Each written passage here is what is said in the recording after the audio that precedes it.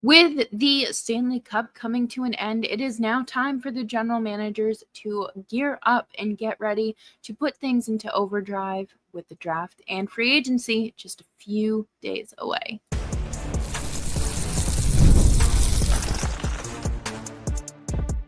You're Locked On Flames, your daily podcast on the Calgary Flames. Part of the Locked On Podcast Network, your team every day.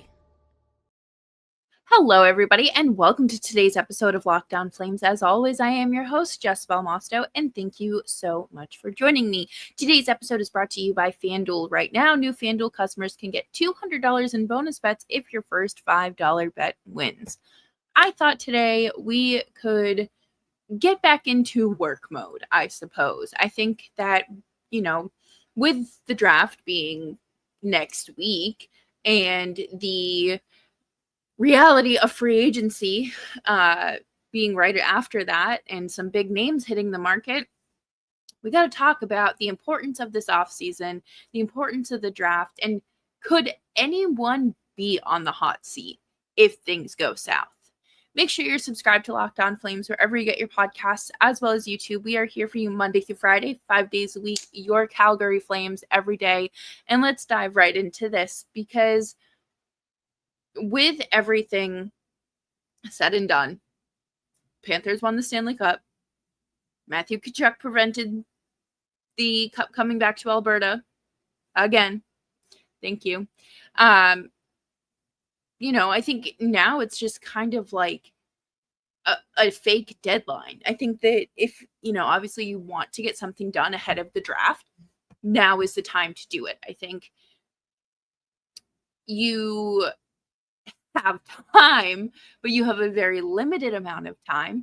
And Craig Conroy was on the Barn Burner podcast talking about his offseason plan and about how he's not planning to build through free agency, but is still going to call every available free agent, because that's how it worked with Coleman, Markstrom, and Kadri. So he has his plan. And you know what? There's no convincing anyone that he's right or he's wrong. You're on one side of the argument or the other. However, I'm here to play both sides of the fence. So we're going to talk more about the importance of the transactions and what they mean a little bit later, but he doesn't think that this team is going to be picking in the top 5 next season. The plan is to make the playoffs, and you have you have 2 very late first round picks this year, and that wasn't the plan or that wasn't what was expected. And I think right now you have to look at the draft, look at your assets, who you could trade, and who is offering you the best package, and kind of, is it worth another first round pick this year and one next year? Is this something that you're willing to trade? I think that's the only way it feels like the Flames are going to be able to build anything this year, since they don't want to do that in free agency. Or is it the fact that they don't feel like there is much to build? There's still, obviously room to improve, but you don't need to be trading away Rasmus Andersson. You don't need to be taking calls on Blake Coleman or any of the other veteran players that could still fetch you a second or third round pick. Heck, if it's Kadri, you're absolutely getting at least a first. So, I guess it's a very interesting process. I would say that the Flames, if they're going to do anything this week, it's going to be a Justin Kirkland extension. I think that's it. They talked about Rasmus Andersson kind of requesting a mental break between the end of the season and when they started talking again. And it's been 2 months, so I get it. Because ultimately, the Flames have to do what the Flames have to do. It's a business. And Andersson made that clear. He knows that. And I don't know if their plan is to just trade him ahead of the draft to pick, obviously higher up in the draft. I don't know if Buffalo's on his no trade list or not, whatever. But say you trade him to Buffalo for Bo and Byram, and then you get their first round pick. They're picking 9th overall. That shakes a lot of things up and can move a lot more pieces along for you and bring in another top 10 talent. And not to rub salt in the wounds, but does anyone remember where Matthew Tkachuk and Sam Bennett were drafted? Right, the top 6. So let's remember what we've got, or what we had, I should say. And you want to be building for the future. This team would not hold a flame, no pun intended, to, let's say, the Dallas Stars. They probably could have gotten past St. Louis, maybe gone 7 with Winnipeg, but I don't think that they were getting beyond that. I think that they would have been lucky to make it out of the first round and then taken that second series a little bit longer, just based on the offense that we saw, the defense that we saw from the Flames, and then just the matchups. So, at the end of the day, if the Flames want to get some trades done for that extra draft capital, they do it within these next 5-6 days. Do they continue looking at just this year's draft, or are they maybe more interested in what this next year's draft class has to offer? Something to think about. But coming up next, we're going to talk about the importance of the offseason transactions and just what the Flames have to do in order to keep things moving along here on Locked On Flames. The NBA playoffs are in full swing, and every night delivers highlight-worthy performances, major momentum shifts, and can't-miss moments. Whether it is an in-action winning shot or a breakout player, there's never been a better time to get in on the action. FanDuel makes it easy before tip-off and live. With player props, performance trends, and same-game parlays, fans have more ways than ever to play smart and win big. If you win $200 in bonus bets, just think of how easily and how much that $5 bet paid off. New to FanDuel, it's the perfect time to sign up. Head to FanDuel.com and place your first $5 bet, and if it wins, you'll get $200 in bonus bets. Make every moment more with FanDuel, official sports betting partner of the NBA. Thanks, everyone, for hanging out with me today on Locked On Flames. Make sure you're following me wherever you get your podcasts, as well as YouTube. We are here for you Monday through Friday, 5 days a week, your team every day. Let's talk about it, okay? Let's talk about the importance of the off-season transactions that lie ahead.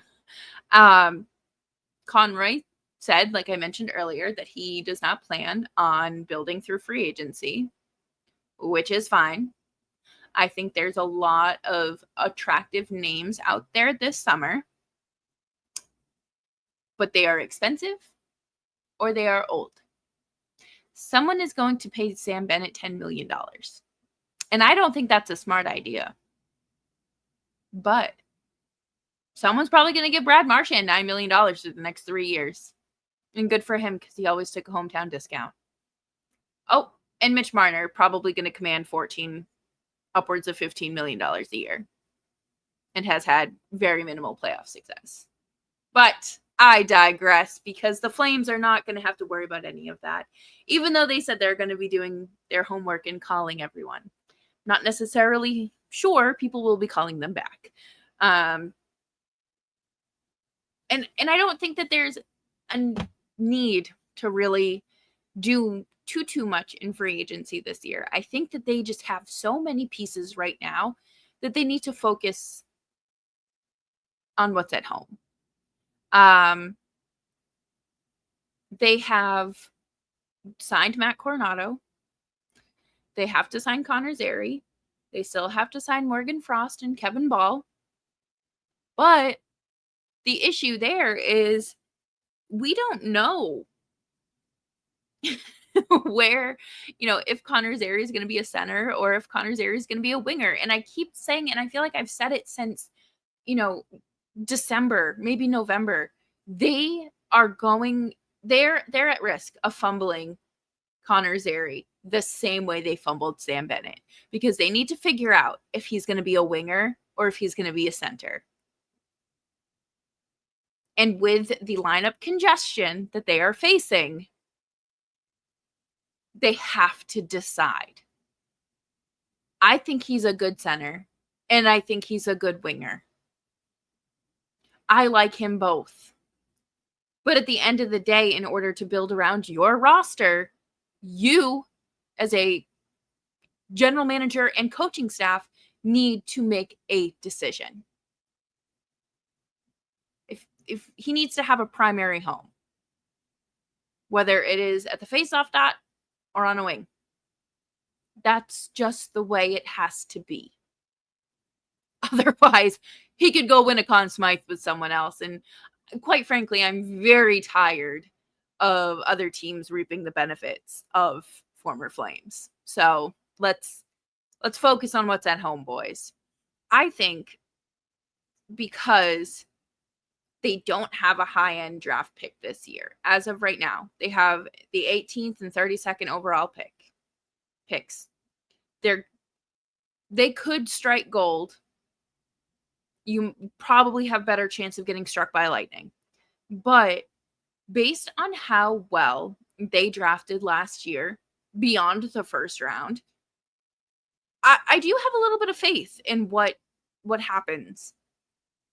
Because obviously the scouts did their homework. Craig Conroy and his constituents did their work. Found players that were sleeper second rounders and brought them to Calgary. And I think that this year they're going to have to do the same thing. They're going to have to hit the nail on the head with just about every single draft pick, especially your early round draft picks. Your first and second round draft picks should be home runs, or at least a hit of some sort. They can't just rest on their laurels and say, oh, well, this team last year was good enough to almost make the playoffs. Let's run it back. You have to just be focusing on the short-term picture and just the 82 games that are ahead of you is a very bad way to operate a hockey team. Because you need to be looking at the bigger picture. You need to be looking at 3 years from now. What happens when Michael Backlund retires? What happens when Blake Coleman's contract is up? Okay, you trade Kadri. Okay, great. Towards the end of that contract, Jonathan Huberdeau is going to be here like 17 years into the new Saddle Dome or into the new Scotia Place building. Like, you have to think beyond just now. And I hope that they do that because they did it last year. They didn't go out and offer anyone a 7-year contract. They're not going to go out and offer Mitch Marner, a 28-year-old Mitch Marner, 7 years at $14 million a year. They can't do that for Rasmus Andersson either, unless this is a sign and trade. They need to be smart. I don't think they should wait for trading to happen. I think mid-season trades they're bound to happen, of course, but I don't think that's the route the Flames should take this year. They saw what happened when Morgan Frost and Joel Farabee were traded mid-season. And sure, you get a little bit of an adjustment period, but imagine going into the season knowing, okay, I don't have to worry about finding an apartment. I don't have to worry about what truck I'm going to have to buy because I didn't live in a climate. Like, whatever. You're not going to have to go into a locker room that's already in the swing of things. You can start the season at camp in August or September and be immersed and enmeshed into the culture and chemistry that is there. And I think that that's just what they have to do, regardless if they are trading. These are just names. I don't think that they're trading Blake Coleman. I do not think they're trading Kadri. I think you're more likely to see Rasmus Andersson get traded. I think you're more likely to see maybe Miramanov get traded. Maybe Pahal. But do that now. Don't disrupt things during the season if you can avoid it. Just let it go. But I also understand if you want Rasmus Andersson to kind of pad those stats a little bit. Because I wouldn't want that minus 38 being the first thing a general manager sees. Just my opinion. But coming up next, we are going to wrap up the show with if I think anyone is going to be on the hot seat, if this offseason should go south by any means, next on Locked On Flames.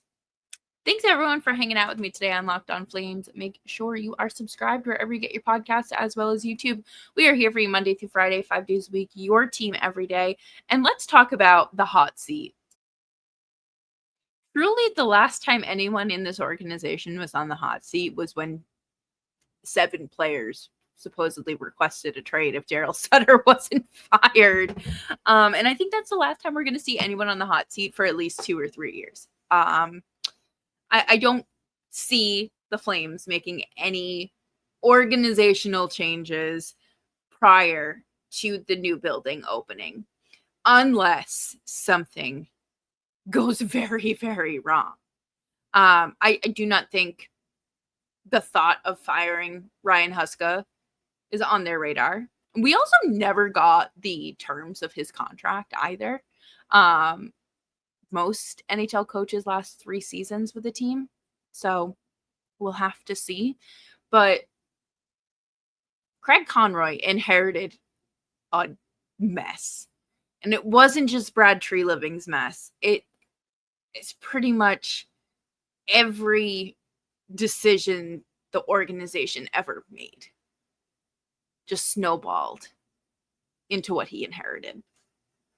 And he knew, as a first-time general manager, it did not matter if you were a seasoned general manager or a first-time general manager. This was a lot to take on. You were walking into something that you needed to slay the beast. And the beast is still being slayed. But in my opinion, things might need to be a little bit more aggressive. This is the hard part of the job when you have to make business decisions that impact the room in some way, shape, or form. Because if you've been here long enough, you know that Rasmus Andersson was pretty much, before Mackenzie Weegar, he was the heartbeat of this team as well. And I would have pegged him to be the next captain should Backlund have not re-signed. I really thought that it was going to be Andersson. So you kind of have to be a disruptor at some points as a general manager. And I think, in my opinion, that time has come. You traded the pending UFAs away 2 seasons ago. Great. That needed to be done because you weren't letting them walk for nothing. Understandable. 100%. But now you need to really consider the future of your organization, because you're not acquiring players through free agency. You're not building that way. And I'm sorry, but you're not going to find a 1C picking 16th overall. Year after year after year, as we have discovered. So maybe trading some players and taking a step back is not a bad idea. You don't have to tank. No one is saying tank. Not on this show. But I do firmly believe Craig Conroy should let his players know trades may happen. And to make sure they all have their updated lists in on time. And he gets a copy. And obviously NHL Registry gets a copy. Because collecting assets for the future, I think, is more important than trying to win right now. Everyone in this league is trying to improve. Now is a good time to just kind of take a step back. And it doesn't have to be a full hands off. If Dustin Wolf has any sort of regression this year and the same team that showed up last year plays in front of him, I think the Flames easily picking top 12 at least. And I understand. People don't want to hear that. People don't want to hear about their favorite players potentially being traded away and their team not being good. But guess what? Being not good or a little bit worse than you are right now for 2-3 years is a lot better than being perpetually caught in the middle for an entire lifetime. I think about the way teams have had to take a step back. I look at Ottawa. I look at Detroit. I look at, Columbus. The Sharks are finally getting somewhere. The Panthers they didn't have much going on at some points for them, but they finagled it. And it's not because of the tax credit or the tax break. It's not. Because they weren't good before. They hadn't been good at all. So just let's use our critical thinking skills for a second here. I would rather the Flames pick top 10 3 years in a row, like Arizona/Utah did, and now Utah's was on the cusp of a wild card. They have really good talent. And you don't find that level of elite talent late in the draft. Maybe once in a lifetime. Okay, maybe not that rare. But it is very rare for you to find that kind of talent outside of the top 10. Remember where Sean Monahan, Matthew Tkachuk, and Sam Bennett were all drafted. 2 of them are 2-time Stanley Cup champions and a Conn Smythe winner.